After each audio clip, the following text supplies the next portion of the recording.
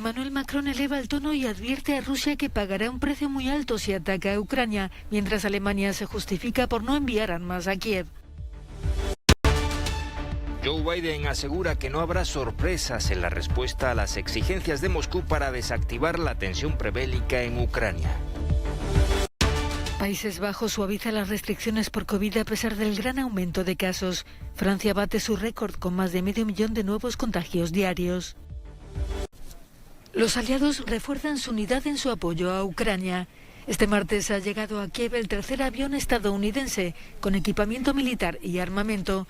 El presidente francés Emmanuel Macron ha combinado un tono más agresivo ante Rusia con una postura conciliadora de cara a la conversación que ha anunciado mantendrá con Vladimir Putin el próximo viernes. Preparamos en paralelo una reacción y respuesta común. En caso de agresión, si la hay, habrá respuesta y el coste será muy alto. La riposte sera là et le coût sera très élevé.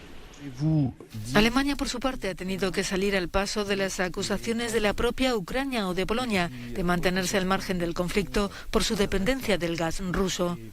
En los últimos años, el gobierno alemán ha decidido repetidamente no suministrar armas letales, explicaba el canciller Olaf Scholz. Hay razones para esto basadas en lo ocurrido en los últimos años y décadas. De todas formas, por supuesto, en los últimos años hemos llegado a un gran acuerdo para apoyar de forma activa el desarrollo económico y el desarrollo de la democracia en Ucrania, también con nuestras posibilidades financieras. Mientras, Rusia dice estar pendiente de recibir las garantías de Estados Unidos y de la OTAN de que la Alianza Atlántica no va a ampliarse a Ucrania y Georgia. Las negociaciones entre Estados Unidos y Rusia están en este estado, explicaba el portavoz del Kremlin, Dmitry Peskov. Antes de que entendamos cuándo y en qué formato deberían continuar, tenemos que recibir la respuesta por escrito de Washington. Esperamos que sea esta semana. Lo que vemos por el momento del lado estadounidense, informativamente y de facto, es que respecto a la escalada de la tensión, hablamos mucho sobre esto ayer, no cambia nada, observamos estas acciones de Estados Unidos con gran preocupación. Sobre el terreno, soldados rusos y ucranianos prosiguen sus maniobras a ambos lados de la frontera, en espera de acontecimientos.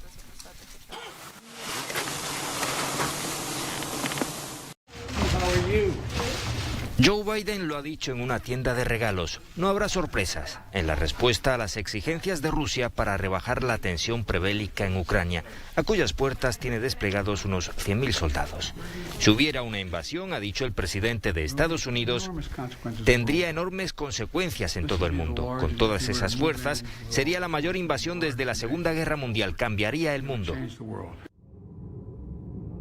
Biden aseguró que no tiene intención de desplegar tropas en Ucrania, aunque el Pentágono ha puesto en alerta elevada a unos 8.500 soldados para, llegado el caso, desplegarlos en el este de Europa. La oposición republicana quiere más. Habría que desplegar tropas adicionales de la OTAN, incluyendo algunas de las nuestras en Polonia, en Rumanía, en el Báltico y ahora, no después de una incursión. Según los sondeos, solo 1 de cada 4 estadounidenses confía en Joe Biden para gestionar eficazmente esta crisis. Las mismas encuestas auguran que los demócratas perderán el control de la Cámara de Representantes en las elecciones de medio mandato en noviembre. Polonia comienza la construcción de un muro antimigración en su frontera con Bielorrusia. El proyecto, de más de 350 millones de euros, fue autorizado por el Senado y debería estar terminado en junio. El muro, de 5,5 metros de alto, protegerá 186 de los 418 kilómetros de largo de la frontera, sustituyendo a la actual alambrada. La presión aquí ha disminuido y estos campos están abandonados, aunque al menos 12 migrantes han muerto de frío y hambre en estos bosques. Ahora son grupos más pequeños, desde unos pocos hasta unas 30 personas, los que intentan cruzar la frontera de Polonia con Bielorrusia ilegalmente. En octubre llegaron a ser varios cientos de personas, explica esta guardia fronteriza. El pasado otoño intentaron atravesar la frontera miles de inmigrantes procedentes sobre todo de Oriente Medio. Bruselas acusó al presidente bielorruso, Alexander Lukashenko, de manipular a estas personas. Ante las masivas protestas contra las restricciones por la COVID, Países Bajos ha anunciado que levantará la mano, a pesar de que durante la última semana los nuevos casos han aumentado un 51%. A partir de este miércoles se reabrirán restaurantes, bares, museos y teatros, aunque solo hasta las 10 de la noche. En la última semana hemos visto un incremento de un 15% en las hospitalizaciones, comenta esta responsable sanitaria. No hemos observado este aumento en las UCIs, sino en los hospitales en general. Espero que esto siga así ahora porque el número de contagios lleva aumentando algunas semanas. Con el levantamiento de las restricciones, el número de test positivos subirá incluso más en los próximos meses. Prevemos que haya más ingresos hospitalarios con un pico en marzo. Francia ha batido el récord de contagios diarios desde el comienzo de la pandemia, con más de 501.000. Además, ha superado los 30.000 ingresos hospitalarios por primera vez desde finales de 2020. Casi el 80% del total de la población ha recibido la pauta completa de vacunación.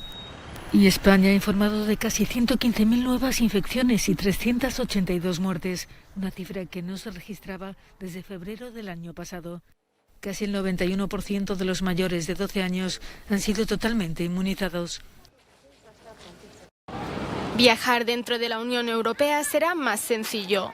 A partir del 1 de febrero, los ciudadanos podrán viajar entre los Estados miembros en función de su condición personal y no según la situación sanitaria de sus regiones. Además, los ministros de Asuntos Europeos también han decidido acabar con las cuarentenas y las pruebas adicionales.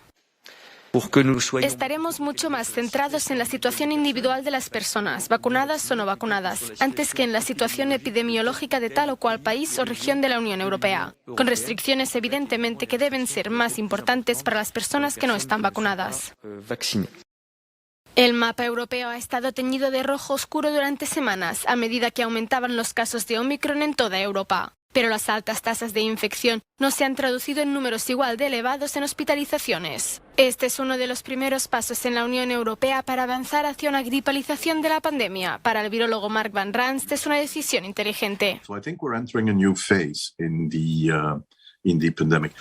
Creo que estamos entrando en una nueva fase de la pandemia. Todavía no hemos llegado a ese punto porque Omicron está muy extendida y el hecho de que mucha gente se contagie tiene un efecto en la sociedad.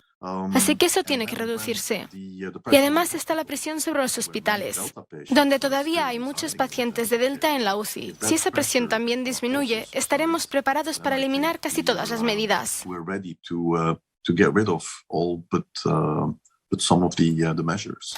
La excepción, por supuesto, serán los no vacunados. Van Ranst cree que la diferencia de los síntomas con los ciudadanos vacunados se está volviendo descaradamente clara, algo que requerirá más seguimiento en países con tasas de vacunación más bajas. El Fondo Monetario Internacional rebaja sus previsiones de crecimiento de la economía mundial para 2022. Cita como causas la expansión de la nueva variante Omicron de COVID, el aumento de los precios de la energía, el repunte de la inflación y, sobre todo, la caída de las expectativas de los dos grandes motores del planeta, Estados Unidos y China. Al comienzo del tercer año de pandemia, la cifra mundial de muertes ha subido hasta los 5,5 millones, comentaba la jefa de investigación del FMI. Se calcula que las pérdidas económicas se acercarán a los 13,8 billones de dólares a lo largo de 2024 en relación a las previsiones prepandémicas. El FMI calcula que el crecimiento mundial se reducirá del 5,9% de 2021 al 4,4% en 2022, medio punto menos para este año que las previsiones realizadas el pasado octubre. También recorta sus estimaciones para la zona euro en un 0,4%, situándolas en un 3,9% para 2022. Las últimas previsiones mundiales del FMI anticipan que mientras la variante Omicron pesará en la actividad durante el primer trimestre de este año, este efecto comenzará a desaparecer en el segundo trimestre. Respecto a España, la entidad mantiene su previsión de crecimiento en el 5,8% para este año, un porcentaje muy superior al de la media de la zona euro. Aunque es necesario recordar el desplome del PIB de casi el 11% en 2020.